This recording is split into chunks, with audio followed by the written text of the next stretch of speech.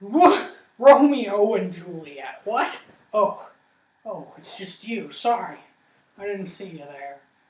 Welcome back, interwebs, to another episode of Mr. Hibble Bobble's Vlogs. Now, I hope y'all can spell log.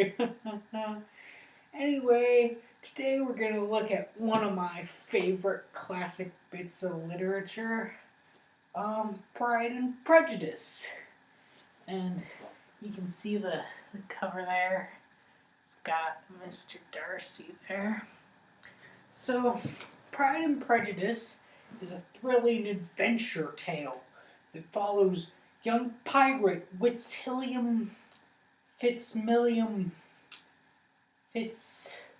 Mr. Darcy, and his pirate love,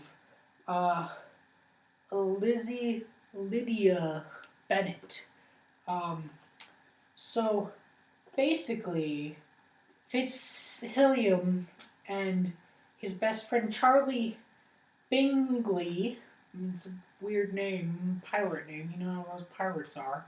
They sail into the port one day, Netherfield Port it's called, and they go to a bar, where they meet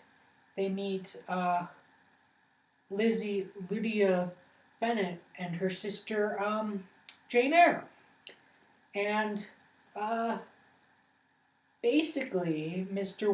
Fitzwilliam here, he's all mean about Lydia's eyes, but they're really in love, and so they go off on pirate adventures, and Jane Eyre doesn't get sick from a trifling cold, and and Mr. Collins. Mr. Collins works for the East India Trading Company, and he works for the Queen of Spain, Catherine de Bourgh, and I'm wondering if I missed anything. I don't.